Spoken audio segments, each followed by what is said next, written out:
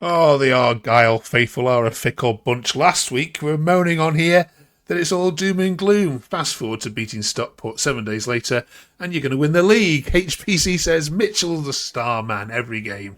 Such a difference since he's arrived. Please sign him. Welcome back to Where Pilgrims Walk. It's 20 minutes of Argyle chat. We've got Chris and Reece with us this week. Coming up, 5 at the back needs to stay. Implore the Argyle faithful.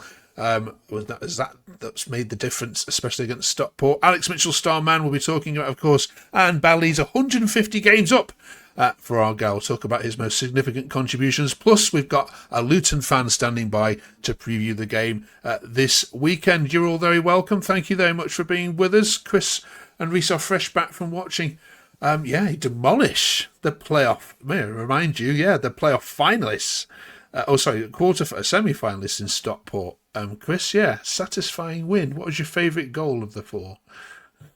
Probably the last one, Tulai's. The way he was treated all afternoon, people around his neck, around his waist, pulling his shirt. They employed the dark arts like I've not seen another team this season. But he kept his composure all the game, didn't get a booking, didn't see any form of retaliation from him. He just waited his moment. Great ball, I've got to say, from Ashley Hammond to him. And that 4th goal, what a touch. And then to hit it with his left foot, that's the class of a striker. That's what we pay for, to go and watch that. Superb. Fantastic. Reece, it wasn't a penalty, was it? Let's clear that up. Absolutely not. I mean, Good. Okay. I think the silence in the stadium when it was given, the fact that Stockport fans didn't appeal it, was bizarre. It was one of the bizarrest penalties I've seen all season, really. Yeah. Standard refereeing has not been good so far, has it? Jesus. It's been absolutely shocking. More on that as we get into it. But let's focus on the positives because it's a happy week, Chris, unlike last week when we were talking about League 2. I've seen some tweets this week that say promotion, here we come. Madness. But most importantly, Tom says 5 at the back needs to stay, Chris.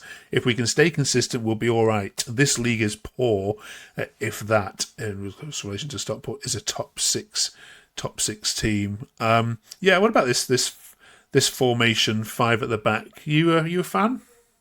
Yeah, I am, Mark. It worked Saturday. It was working for 40 minutes against Cardiff. So I don't see any real rush to change things. But Tom has got plan Bs and Cs. We've gone down to plan X, I think, in some of the away games this season. But I'm happy with it. And we've got Alex Mitchell there, as he says, who's doing a great job. But the 3 words that stick out for me is we need consistency. That's what we need from that last tweet. And hopefully that can start on some of our away performances. Okay.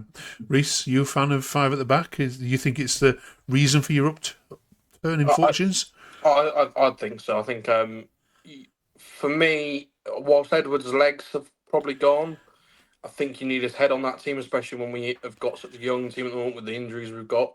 And for me, back 4 doesn't suit him at all, and a 5 does. Mitchell isn't the quickest. He's got a turning cycle of a 777 plane, but in a 5, he's got 2 good, solid centre backs next to him who can do that side of things, and it just allows him to focus on being the sort of Katic from last season who just headers and gets those important aerial duels while the other 2 around him can cut back if he is beaten. And for me, I think 5, it gives you a good platform to build on and allows the forward players to really go in what we saw on Saturday and go and actually show off a little bit. And it really did get like that second half. They were starting to show off. I think that 5 will look a lot stronger as well if we can get that left back, Jack McKenzie, back in and start playing. I think he'd be a good acquisition. Yeah. 100%. Have we been too harsh on them, Chris, than in previous weeks? I mean, we've got to remember there's been, 14, 15 new faces, something like that? Steve says we're finally starting to play with some identity and we're gelling now as a team. This is fantastic. Keep it up. Yeah. Have we been a bit harsh on here? Or I mean, possibly. Our job is just to reflect what fans are saying, which hasn't been nice. Yeah, I can only reflect, Mark, on what I've seen, and what I've seen is reflected on my opinions. And yes, I have been harsh on them, but I think it's all been due as well. I haven't stepped out of line with my criticism. I think it's been harsh but fair. Let's talk about the star man then, Reece, shall we then? Yeah, Mitchell. Yeah, I mean, you signed him, didn't you, from Charlton? Was it just before the week before the transfer window? We went straight into that midweek game, if I remember, from the day after signing. And has he improved you significantly defensive?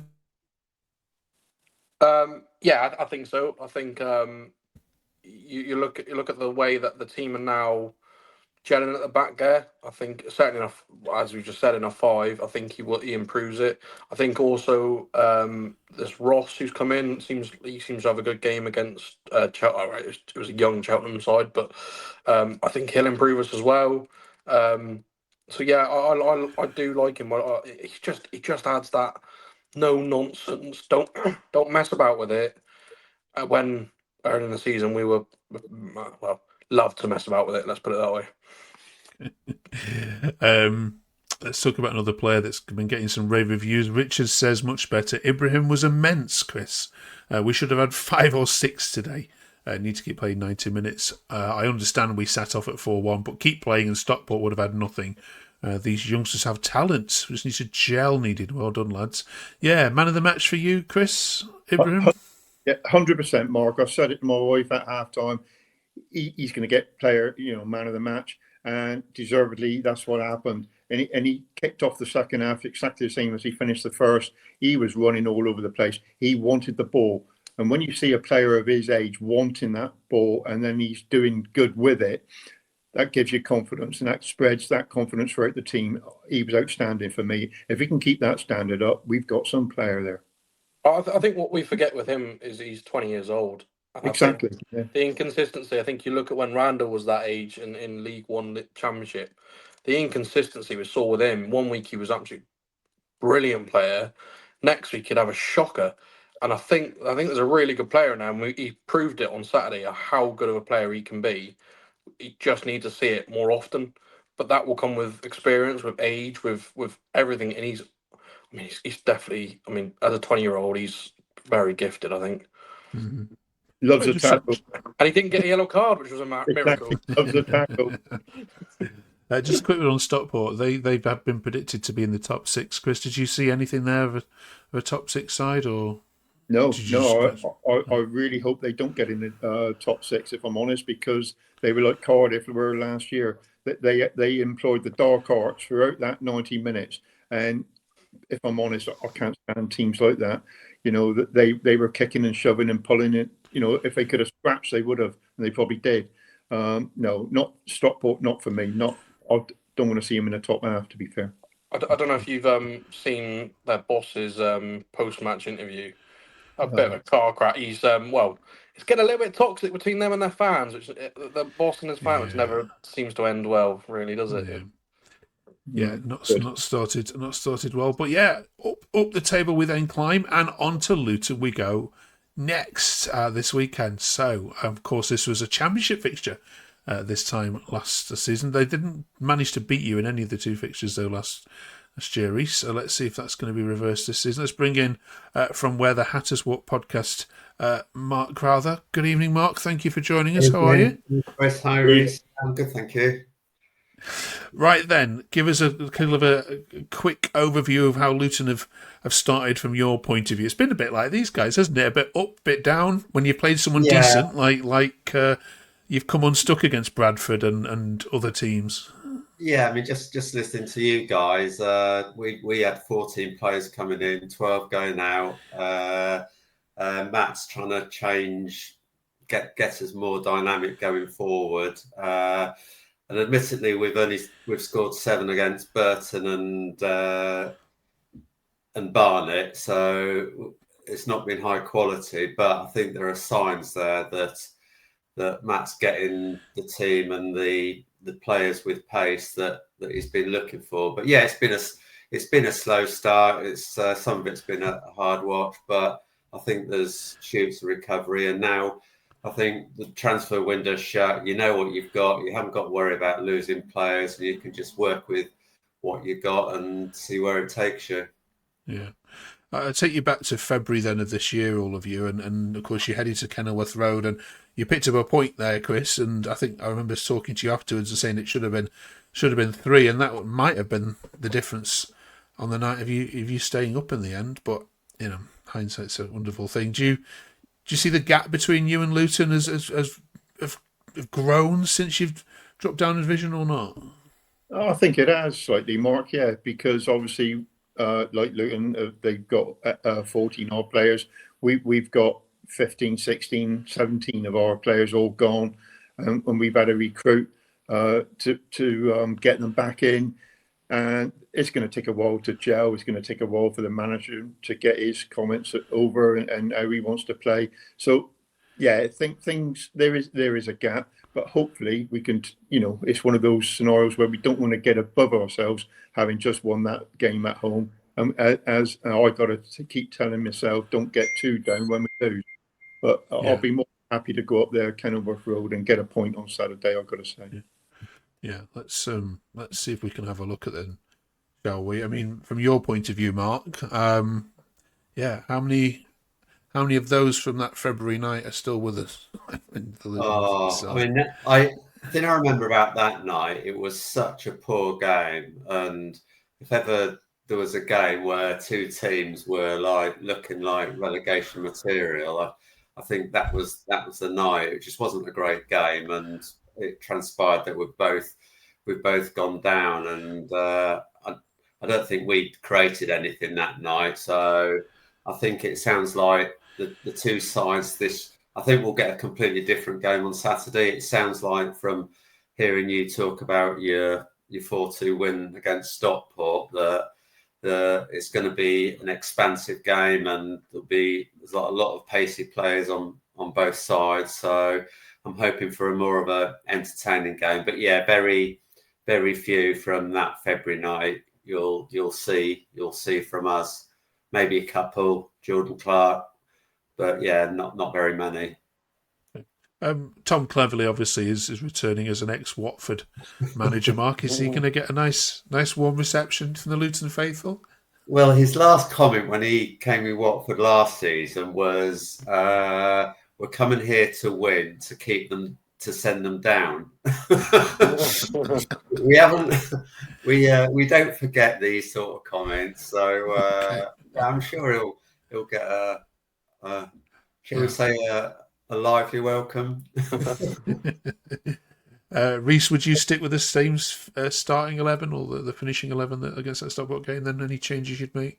I think very close to. Obviously, I think there's. Well, I probably would. I think I don't think anyone really let themselves down. I think the only change you might be looking is at some point we've got to start making some changes for away games and start with some sort of different tack, because it's clearly not worked for the last 4 years really away from home for us. But no, I think all of those deserve a position in that starting lineup on Saturday for me. Chris, I've got to ask you if you remember the last time you went to Kenilworth Road in this division in 2018. Do you remember the scoreline on that particular day? Was it a draw? Oh, you wish, yeah. It was 5-1 to... You're not Sam Down, are you? Come on. No.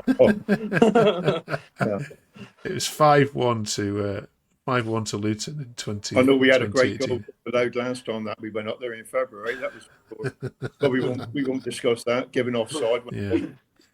I mean, you've both been conceding quite a few. I mean, you guys, Argyle, have kind of put that right. Mark, you've had a few conceded to Bradford and Stockport to Cardiff. I mean, both of you have had Cardiff issues, haven't you? Since last spoke. Defence is this game won and lost on the defences, Mark, for you? I mean, we are much more solid. I mean, one thing with Josh Keeley, the keeper we signed from Tottenham, he's not afraid to come out, and he starts everything from the back, whereas Thomas Kaminski wasn't so keen to come out. So I think don't have concerns about the defence. I think every team's going to make mistakes and concede silly goals, but we just look more solid. And I think the difference I find with League One to Championship is you're not going to concede the quality of chances that you would in the Championship just by the quality of the opposition.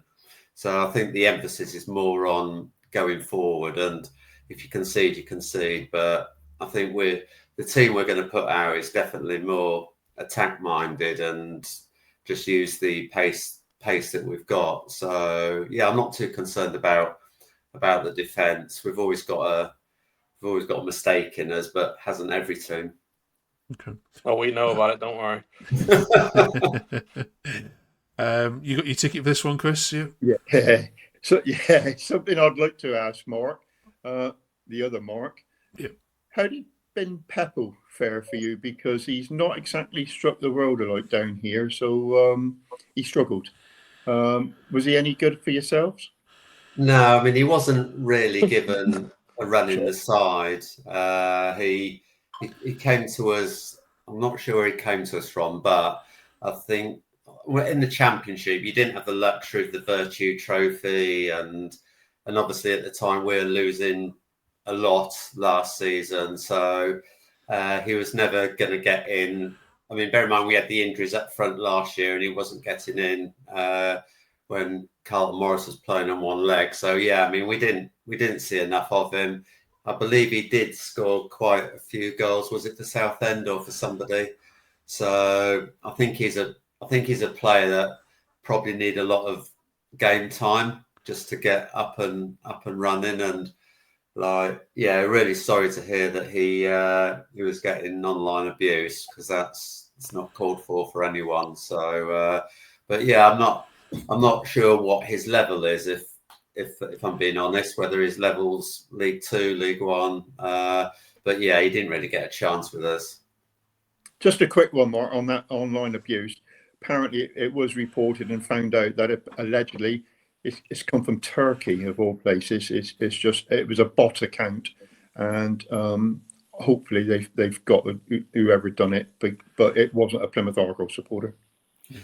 Yeah, I mean, we've had a lot of history of our players being abused, and just there's no place for football, no place in society, and it's not a football issue, it's a society thing. So yeah, we don't want to see it. Yeah, I agree. Absolutely agreed. Right, prediction time then, please. Reece, as the visiting fan, you could go first. Oh, I'd love a 2-1 win or a draw. Just I think if we can get a draw, I would love it. I think just to give us a little bit of confidence on the road, just to go and get a result or snatch a 2-1 win. If we can build some momentum on the defensive performance on the weekend, you never know. If Luton score first, 6-0 defeat. I mean, Chris, the players owe the Argyle faithful a decent away performance first. Forget about the results, don't they? Given what's happened so far on the road, do you think it might happen at Kenilworth? Forever hopeful, forever faithful. I'd love to say that we can come away with a point. That'll give us the 4 points out of 6, and then we with Peterborough the next home game. Ideally, we can get 3 more there. So, is this a turning point? Let's hope so. If not, we move on, we move forward, and look forward to the next away win, which would be Burton. Mark, prediction? I'm going to go for a 2-0 win. I feel that our strikers, they took a while to get the first goal, and they've all now got a goal, so I almost feel like the shackles have been removed. Zach Nelson has been really creative in midfield, and then we got the steal of George Saville. So I wouldn't put any money on it, but I'll go for a 2-0 win as a bit. Let's see if the momentum can continue. And what we all want in the league is consistency. It's what we're all struggling for. You, being a football fan, you get your hopes raised, and then the week after, it's like the complete opposite. So I think we're all looking for consistency. So, but yeah, I'm hoping for 2-0. How many internationals have you had? Have you had an international out? Have you? Yeah, so we had our game Blackpool away cancelled. So we've had a few. Naki Wells was away with Bermuda, And then George Saville was away with Ireland. And then Nakamba, surprisingly, who hasn't been seen in a Luton shirt for ages, managed 90 minutes with Zimbabwe. So unfortunately, we've now got a Tuesday night away to Blackpool. But yeah, so we didn't have a game last week. Whether that's an advantage to you that you had a competitive game Saturday, or it can work both. It depends on when those players are even reporting back, doesn't it? A little bit as well. And if they're not back till Thursday, Friday, and it's works in our favour, doesn't it? But also you've had a week off. Some of the players have had a week off, haven't they? So it's and I think only George Saville out of those that went away is a guaranteed starter. So if only one's coming back, then it's not too bad. But we've had a rest and just more time spent on the training ground. As you've said, like it's just trying to get the players to gel, and it takes time. You can't sign 14 players and then expect everything to be flowing like in the first couple of weeks. It's almost like pre-season's finished, but this is an extension of pre-season, but just with more intensity. Okay, brilliant. Listen, Mark, thank you so much for joining us. We really appreciate it. We'll catch up with you when it's the reverse fixture, of course, later on in March as well. Really appreciate it. Enjoy the game. Thanks, Mark. cheers. Bye. Right then, lastly, do stay with us. We've got one little final topic to do this week, which involves this guy. 150 games. For 150 appearances, for Bali. Yeah. Chris, a much maligned figure sometimes, but sum up his contribution to Argyle. To be fair, over the period of time, he's been a great player for us. He's had his stunning moments, especially when we first got him under Schumacher, and he was playing up front where he is now, out wide on the left wing, and then he got put back by Shuey as a fullback. We were in desperate need there, and he's helped us out. He wasn't the greatest of fullbacks, to be fair. He thought he was always playing up front by doing his spins, and always getting caught with it, as Reece would bear me out. You know, he gives you bad goals have gone against him with those. You want him to have 6-inch blooming studs because he kept falling over when he was doing his spin. But now he's back to where he's going to hurt teams, and he is a very skillful player. And I'm glad Bali Mumba's in our team. Reece, favourite moment? Oh, the extra game. I mean, just the way he picked the ball up. I've watched that goal back so many times just because it's against them, and the shoot from the crowd, and he hits it so cleanly. I can't remember if the keeper moves or anything, but I don't think he does. And the place that night was electric, and it was such a good finish. It really catapulted us onto a brilliant win that night. For me, it's got to be up there with that game, with that goal. It's absolutely brilliant. Was it 5? Was it 5-2? 4-2. 4-2. Was it Whittaker, Mumba, and then 2 from Hardy, wasn't it? Yeah, it was a Late great on. game. The lights, what an atmosphere. Yeah, I didn't sleep that night. No. All right, Bill. Let us know in the comments your favourite Bali Mumba moment. If it beats that, I doubt it. I doubt it will. Right. Yes, I'm having a full league programme this Saturday, but join us next week as we look back, of course, on that Luton result, and we're looking ahead to the visit of Peterborough as our next fixture. So join us for that. Thank you very much for watching. Do drop us a quick subscribe if you can do so. We're trying to get to 100. We're very close. We're in the 90s at some point. So we massively appreciate if you've done that already. But if you haven't yet, we've got a nice little community growing here. Just do press that button. It'd be nice to see some triple figures soon. Right. Thank you, Chris. Thank you, Reece. Enjoy your trip to Luton. If those words to exist. It's gone now, so I can say that. Have a good week, everyone. Places, is it? No. Cheers, Mark. Thanks, Mark.